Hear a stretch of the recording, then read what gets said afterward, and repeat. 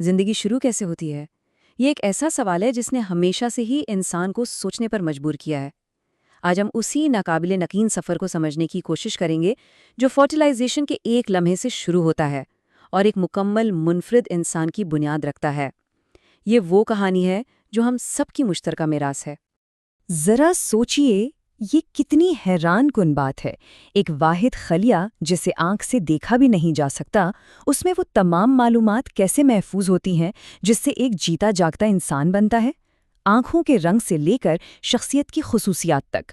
آئیے اس معجزاتی عمل کو قدم بقدم کھولتے ہیں اور اس کے پیچھے کی سائنس کو سمجھتے ہیں۔ تو ہماری کہانی شروع ہوتی ہے زندگی کی سب سے بڑی دوڑ سے۔ یہ ایک ایسا مقابلہ ہے جس میں لاکھوں شریک ہوتے ہیں، لیکن جیت صرف ایک کی ہوتی ہے۔ یہ بقا کی ایک ایسی داستان ہے جس کی کوئی مثال نہیں۔ اس راستے کو دیکھیں، یہ کوئی سیدھا سادہ سفر نہیں ہے۔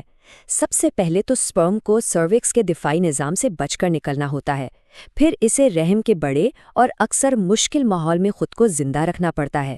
اس کے بعد آتا ہے 50% کا چانس، یعنی 2 میں سے صحیح فیلوپین ٹیوب کا انتخاب، اور آخر میں اصل منزل یعنی انڈے کو تلاش کرنا۔ ہاں، اوویولیشن کے وقت یہ راستہ تھوڑا آسان ضرور ہو جاتا ہے، لیکن یہ پھر بھی قدرت کی سب سے مشکل دوڑوں میں سے ایک ہے۔ تو سوال یہ ہے کہ آخر یہ سفر اتنا کٹھن کیوں ہے؟ دراصل یہ قدرت کا اپنا کوالٹی کنٹرول سسٹم ہے۔ یہ سخت دوڑ اس بات کو یقینی بناتی ہے کہ صرف سب سے بہترین، سب سے مضبوط اور جینیاتی طور پر سب سے صحت مند سپرم ہی انڈے تک پہنچ پائے، جس سے نئی زندگی کو کامیابی کا بہترین موقع ملتا ہے۔ اور یہاں وقت کے حوالے سے ایک بہت ہی دلچسپ حقیقت ہے۔ اسپرم حیرت انگیز طور پر لچکدار ہوتے ہیں۔ وہ مادہ کے تولیدی نظام میں پورے 5 دن تک زندہ رہ سکتے ہیں اور صبر سے انڈے کے خارج ہونے کا انتظار کرتے ہیں۔ اس سے حمل کے امکانات کا دائرہ کافی وسیع ہو جاتا ہے۔ اور اب ہم اس شاندار سفر کے سب سے اہم موڑ پر پہنچتے ہیں، فرٹیلائزیشن کا وہ ایک لمحہ۔ یہ وہ مقام ہے جہاں ایک بالکل نیا، منفرد جینیاتی کوڈ لکھا جاتا ہے۔ جیتنے والے سپرم کا آخری چیلنج ابھی باقی ہے۔ اسے انڈے کے حفاظتی خول کو توڑنا ہے۔ سب سے پہلے وہ زونا پیلوسیڈا نامی ایک جیلی جیسی تہ سے جڑتا ہے جو ایک طرح کا لاک ہے۔ پھر وہ اپنی نوک سے خاص انزائمز خارج کرتا ہے، بالکل ایک چابی کی طرح، جو اس تہ کو پگھلا دیتے ہیں، اور جیسی وہ اندر داخل ہو کر انڈے کی جھلی سے ملتا ہے، ایک ناقابل یقین چیز ہوتی ہے۔ انڈا فوراً ایک ایسی مضبوط دیوار کھڑی کر دیتا ہے جو باقی تمام سپرم کو ہمیشہ کے لیے باہر ہی روک دیتی ہے۔ فاتح صرف ایک ہی ہو سکتا ہے۔ اس نئے متحدہ خلیے کو زائگوٹ کہتے ہیں۔ یہ صرف ایک خلیہ نہیں بلکہ ایک مکمل انسان کا اصل بلیو پرنٹ ہے۔ اس ایک ننھے سے پیکج میں وہ تمام ہدایات موجود ہیں جو ایک نئی منفرد زندگی کی تعمیر کے لیے ضروری ہیں۔ اور سب سے حیران کن بات یہ ہے کہ اسی ایک لمحے میں بہت کچھ طے ہو جاتا ہے۔ جنس، بالوں کا رنگ، آنکھوں کی چمک، قد، یہ تمام منفرد خصوصیات اسی ایک سیکنڈ میں طے ہو جاتی ہیں۔ ایک ایسے انسان کی تخلیق کا آغاز ہو چکا ہے جیسا دنیا میں کوئی اور نہیں۔ اس ایک خلیے سے اب نشوونما کا ایک ناقابل یقین حد تک تیز رفتار دور شروع ہوتا ہے۔ یہ پہلے چند ہفتے انتہائی اہم اور بہت ہی نازک ہوتے ہیں۔ آئیے ذرا اس پہلے ہفتے کی رفتار پر نظر ڈالتے ہیں۔ 0 دن پر فرٹیلائزیشن ہوتی ہے۔ صرف 1 دن بعد وہ ایک خلیہ 2 میں تقسیم ہو جاتا ہے، پھر 4، پھر 8۔ چوتھے دن تک یہ خلیوں کا ایک گولا بن چکا ہوتا ہے جو فیلوپین ٹیوب میں سفر کر رہا ہوتا ہے۔ 6 دن تک اسے بلاسٹوسسٹ کہتے ہیں، سوئی کی نوک سے بھی چھوٹا لیکن انتہائی منظم۔ اور پھر تقریباً 1 ہفتے بعد یہ اپنے نئے گھر یعنی رحم کی دیوار سے جڑ جاتا ہے۔ اس اہم قدم کو امپلانٹیشن کہتے ہیں۔ لیکن یہ امپلانٹیشن کا مرحلہ بہت نازک ہوتا ہے، اور یہاں ایک چونکا دینے والی حقیقت ہے۔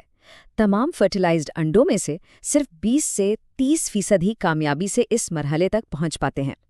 یہ ہمیں یاد دلاتا ہے کہ زندگی کا آغاز کتنا غیر یقینی ہو سکتا ہے۔ ایک بار کامیابی سے امپلانٹ ہونے کے بعد بلاسٹوسسٹ حمل کا ہارمون HCG پیدا کرنا شروع کر دیتا ہے، وہی ہارمون جسے گھریلو پریگننسی ٹیسٹ شناخت کرتے ہیں۔ اس مقام پر اس سے باضابطہ طور پر ایمبریو کہا جاتا ہے۔ سفر ابھی جاری ہے۔ اب ایمبریونک مرحلہ شروع ہوتا ہے، وہ وقت جب انسانی جسم کے تمام بڑے نظام اور اعضاء کی بنیادیں رکھی جاتی ہیں۔ اور پھر فرٹیلائزیشن کے صرف 3 ہفتے بعد ایک معجزہ ہوتا ہے۔ 5ویں ہفتے میں ایک ننھا سا دل دھڑکنا شروع کر دیتا ہے۔ یہ وہ لمحہ ہے جب زندگی کی پہلی تال سنائی دیتی ہے، اور اسی دوران دماغ، ریڑھ کی ہڈی اور خون کی نالیوں کا پورا نیٹ ورک تیزی سے تعمیر ہو رہا ہوتا ہے۔ اور اس ننھے سے دل کی محنت کا اندازہ لگائیے، پیدائش تک یہ 5,40,00,000 بار دھڑک چکا ہوتا ہے۔ یہ تعداد واقعی ناقابل تصور ہے۔ تو ایمبریو اور فیٹس میں آخر فرق کیا ہے؟ آسان لفظوں میں سمجھیں تو ایمبریونک مرحلہ 8ویں ہفتے تک ہوتا ہے۔ یہ تعمیر کا دور ہے۔ تمام بڑے اعضاء اور جسمانی نظام اسی دوران بنائے جاتے ہیں۔ پھر 9ویں ہفتے سے اسے فیٹس کہا جاتا ہے، جو نشوونما اور پختگی کا دور ہے۔ اس میں پہلے سے تعمیر شدہ ڈھانچے بڑے اور مزید فعال ہوتے ہیں۔ 9 سے 12 ہفتوں کے دوران اب ایک چھوٹے سے انسان کی شکل صاف نظر آنے لگتی ہے۔ چہرے کے خد و خال واضح ہو رہے ہیں۔ یہ اپنے ہاتھوں سے اپنے چہرے کو چھو سکتا ہے اور حتیٰ کہ ہچکی بھی لے سکتا ہے۔ اندر اہم نظام جیسے کہ پیشاب کا نظام کام کرنا شروع کر دیتا ہے۔ صرف 5 سینٹی میٹر لمبا ہونے کے باوجود یہ پہلے ہی ایک مکمل ننھا انسان ہے۔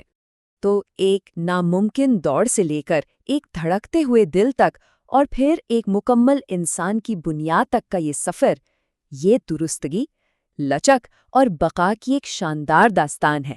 یہ ہمیں ایک گہرے سوال پر سوچنے پر مجبور کرتا ہے کہ یہ پیچیدہ، نازک اور معجزاتی عمل ہمیں خود زندگی کی قدر اور اس کی فطرت کے بارے میں کیا سکھاتا ہے۔